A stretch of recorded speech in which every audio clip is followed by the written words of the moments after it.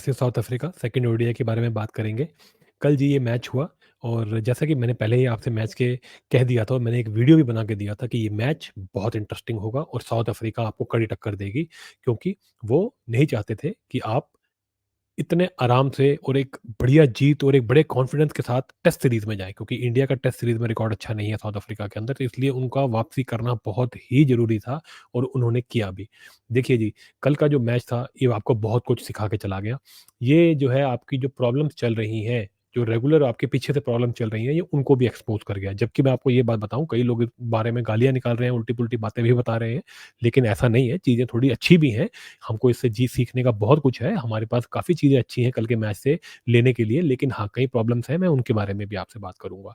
Specially जो problems हैं, वो इंडिविजुअल प्लेयर्स के साथ हैं, उनके एटीट्यूड के साथ है, जिसके बारे में डिस्कस करेंगे। देखिए जी, सबसे पहले तो आप भाई एक बात समझ लीजिए कि जितना भी कुछ हो रहा है, ये सब तैयारी हो रही है 2024 का जो टी20 का वर्ल्ड कप है, उसके लिए। जून 3 से वो वर्ल्ड कप स्टार्ट हो रहा है, वेस्ट इंडीज़ और अमेरिका के अंदर, उसी की सारी तैयारियाँ चल रही हैं।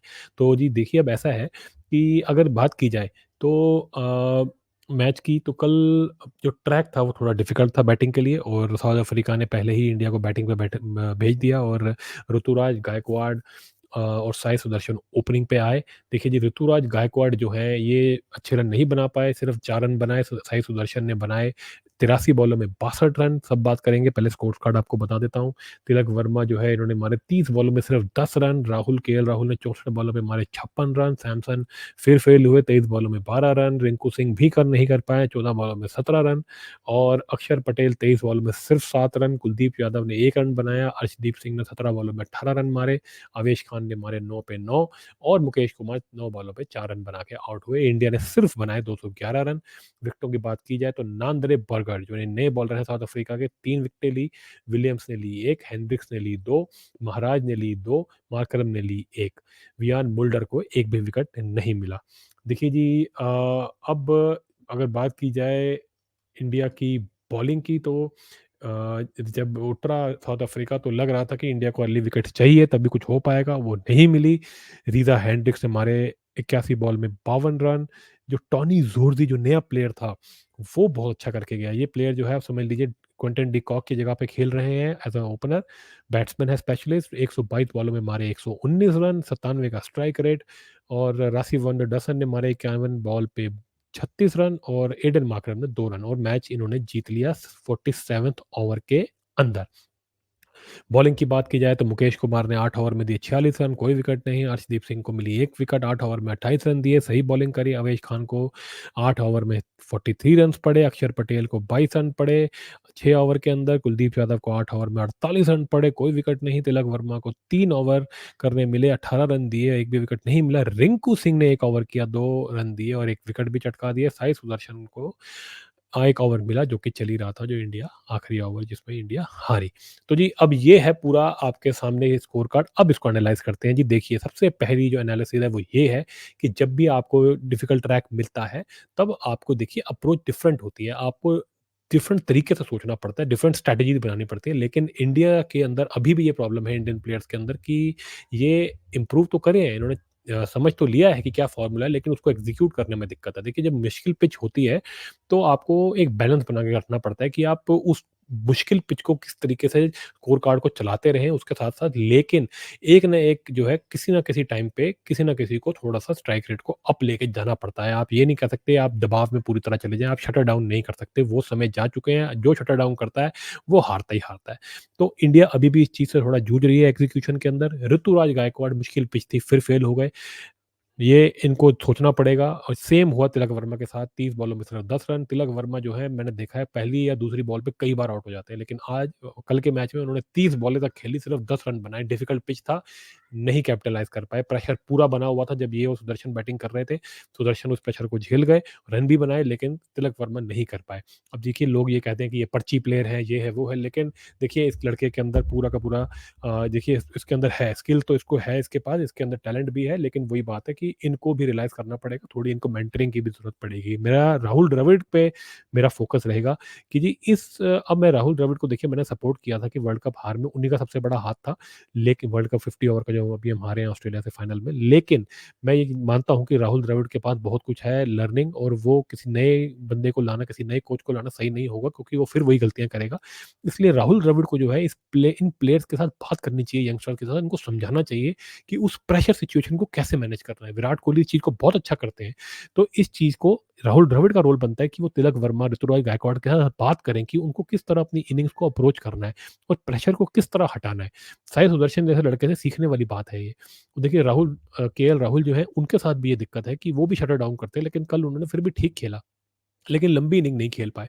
साई सुदर्शन को तो एक बहुत बढ़िया बॉल पड़ गई, क्योंकि बाउंस इतना ज़्यादा था, वो इतनी अच्छी बॉल पड़ गई और वो अटैक कर रहे थे, उस पे उसका एज लग गया और वो आउट हो गए, वरना कल सैकड़ा पक्का लग रहा था। उस लड़के को तो इनको और खिलाना चाहिए, वो लड़का आपका सुपरस्टार बनेगा। उसको सेंचुरीज़ मारने का उसको टैलेंट जो है उसके अंदर है। उस लड़के को थोड़ी-सी मैं कहता हूँ गाइडेंस की ज़रूरत है, छोटी-मोटी एडजस्टमेंट की ज़रूरत है। वो लड़का आपका सुपरस्टार तैयार है, इन द मेकिंग है साई सुदर्शन। इसको टी20 के अंदर भी मौका मिलना चाहिए, मैं तो ये कहूँगा। तो ऋतुराज गायकवाड़ और तिलक वर्मा, इनको अपना फ्यूचर देखना पड़ेगा। टाइम तो देखिए, वर्ल्ड कप टी20 वर्ल्ड कप में तो टाइम कम ही है अभी तो, और ऐसा लगता है कि इन लोगों की जगह नहीं बनेगी। लेकिन मेरे को जो डिसअपॉइंटमेंट है वो सबसे ज़्यादा गायकवाड़ के साथ है। गायकवाड़ बहुत समय से इंडियन टीम के साथ जुड़े हुए हैं और आईपीएल में अच्छा भी करते हैं। इन्होंने इंडियन टीम के लिए भी अच्छा किया, लेकिन ये बहुत इनकंसिस्टेंट है। या तो ये बड़े स्कोर मारते हैं या बिल्कुल ही सिंगल फिगर में आउट हो जाते हैं, जल्दी आउट हो जाते हैं। तो ये इनके साथ एक दिक्कत है। इनको अपने फ्यूचर के बारे में सोचना पड़ेगा। तिलक वर्मा को भी जल्दी से जल्दी अपनी परफॉर्मेंसेज़ अप करनी पड़ेंगी और एक मैच्योर्ड इनिंग्स खेलनी पड़ेगी। इनको इनिंग्स को बनाना आना चाहिए, समझना चाहिए इनिंग्स को कैसे बिल्ड किया जाता है। वरना फिर देखिए ये स्ट्रगल ही करेंगे। फिर ये एक आधे फॉर्मेट में ज़्यादा से ज़्यादा खेल जाएँगे, वो भी मुश्किल लगता है। तो या तो फिर ये आईपीएल के प्लेयर ही बन के रह जाएँगे। तो इसको इस चीज़ का इनको देखना पड़ेगा। केएल राहुल की जैसे मैंने आपको बात करी, वो शटर डाउन करते हैं। कल भी एक बार लग रहा था कि शायद वो शटर डाउन कर देंगे, लेकिन फिर भी उन्होंने ठीक खेला। 87 के स्ट्राइक रेट से मुश्किल पिच थी, बट हाँ, लंबा खेलना चाहिए था इनको भी और सुदर्शन को भी। सैमसन सैमसन तो भैया साफ बात है, मेरा तो बुरा नहीं मानिएगा, लेकिन उनके जो भी फैन है उनको बुरा लगता है, लेकिन मेरा हमेशा से यही व्यू रहा है कि सैमसन की इंटरनेशनल क्रिकेट में कोई जगह नहीं है, क्योंकि इनका डोमेस्टिक रिकॉर्ड भी देख लीजिए, ये ऐसे ही खेलते हैं। ये कोई 10-15 इनिंग के बाद कोई एक आधी इनिंग इनकी आ जाती है ठीक-ठाक। ये देखने में अच्छे लगते हैं, इनका पीआर बहुत स्ट्रॉन्ग है, लेकिन ऐसा कोई प्लेयर नहीं है। मेरे हिसाब से बस इनको अब जो है टाटा बाय-बाय कर दें, ये आईपीएल में ही खेलें, इनके लिए सही है। वैसे ठीक है, अच्छे प्लेयर हैं, अच्छे लगते हैं, देखते हैं इनकी बैटिंग करते हुए, लेकिन मुझे लगता नहीं कि ये प्रेशर सिचुएशन में इंडिया को मैच निकाल के कभी भी दे सकते हैं। रिंकू सिंह, इनसे उम्मीद रहती है हर मैच में कि रिंकू कुछ कर जाए, रिंकू कुछ कर जाए, लेकिन कल रिंकू नहीं कर पाया। केशव महाराज के वो फिरकी के अंदर वो फँस गए, स्टंप हो गए।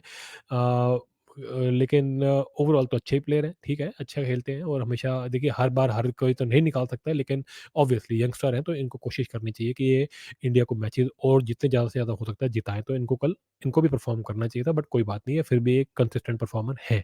अक्षर पटेल, ये तो ऑलराउंडर की तरह खेलते हैं, 7 बॉल 23 बॉलों में सिर्फ 7 रन बनाए, ठीक है, अब क्या कह सकते हैं, उनकी जगह पे तो हमेशा यही रहता है, ये सारा साल खेलते हैं, उसके बाद वर्ल्ड कप में ले जाते हैं, लेकिन खिलाते हैं, एक भी मैच नहीं है इनको वर्ल्ड कप का, तो इनका तो ऐसे ही चलता है। कुलदीप यादव, तो ठीक है, बैटिंग इम्प्रूव किया, लेकिन मुश्किल पिच था। अर्शदीप ने अच्छा किया, उन्होंने रन मारे। अवेश खान ने भी 9 रन मार दिए। तो ओवरऑल देखा जाए तो इनका तो यही रहा। साउथ अफ्रीका तो ख़ैर मैंने आपको बताया ही है, उनका नया बॉलर कॉन्फिडेंस गेन करे जा रहे हैं। बर्गर ने बहुत अच्छी बॉलिंग करी, हेंड्रिक्स भी अच्छा कर गए, विलियम्स भी ठीक-ठाक बॉलिंग कर रहे थे। केशव महाराज तो आपको पता ही है, वो क्वालिटी स्पिनर हैं ही। तो इस तरह का जी इंडिया का रहा, ये इंडिया के लिए सीखने वाली बात होगी। बॉलिंग में बात की जाए, तो जी देखिए अर्शदीप सिंह जो है, ये बॉलर तो ये अच्छा है। मैं इसको लेकर के हमेशा से पॉज़िटिव रहा हूँ और इसको थोड़ी-सी एडजस्टमेंट करनी है, इनका थोड़ा टेम्पर का मुझे इश्यू लगता है। कभी-कभी जो है ये टेम्परामेंट लूज़ कर जाते हैं, लेकिन उसके अलावा देखा जाए तो इस बॉलर में वो एक चीज़ है, एक अटैकिंग भी एक एबिलिटी इसके अंदर है। इनको थोड़ी-सी मुझे लगता है और जिसे कहते हैं ना प्रॉपर गाइडेंस की ज़रूरत है, और ये बहुत अच्छे बॉलर इंडिया के बन सकते हैं आगे जा कर के और इंडिया को वर्ल्ड कप में अच्छा ये रिप्रेज़ेंट कर सकते हैं। आवेश खान तो पर्ची प्लेयर लगते हैं मुझे, साफ बात है, ये पूरा साल इनको खिलाते हैं, कहते हैं किसी मंत्री का हाथ है मध्य प्रदेश के जो ये खेलता है पूरा साल। वर्ल्ड कप में आने से पहले इनको बता दिया जाता है कि ये बीमार हो गए हैं, ये गायब कर देते हैं इनको, जो कि बिल्कुल अनफ़ेयर है इनके साथ भी और टीम के साथ भी और फैन्स के साथ भी। अक्षर पटेल कोई विकेट नहीं लिया, कुलदीप यादव का कल मैं कहूँगा पिटाई हुई है, इनकी अच्छी खासी 48 रन पड़े 8 ओवर में।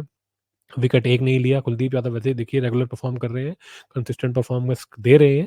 इस तरह के मैचेज़ के अंदर भी इनको देखिए सीनियर बॉलर हैं, इनको रिस्पॉन्सिबिलिटी लेनी चाहिए और इंडिया को ये अगर विकेट नहीं ले पा रहे तो कम से कम उनके रन्स को जो है उनको कंट्रोल करना चाहिए। तो कल मैं कहूँगा बैड डे था कुलदीप यादव का। तिलक वर्मा, रिंकू सिंह और साई सुदर्शन से जो है कल बॉल्स कराई गई।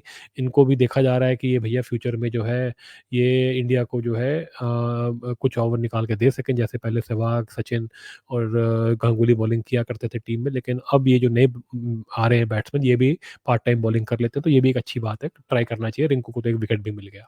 तो ये देखिए ऑल इन ऑल इंडिया के लिए यही है कि एक तो कुछ प्लेयर्स हैं जिनका लगता है कि आगे अब फ्यूचर मुश्किल लगता है, जैसे संजू सैमसंग वगैरह हो गए, इनका मुझे मुश्किल लगता है, और जो यंगस्टर्स हैं ऋतुराज गायकवाड़ और उसके अलावा तिलक वर्मा, इनको अपनी गेम अप करनी पड़ेगी, वरना ये फँस जाएँगे। इनका अपना फ्यूचर जो है फिर ये इंटरनेशनल क्रिकेट में तो ना ही देखें।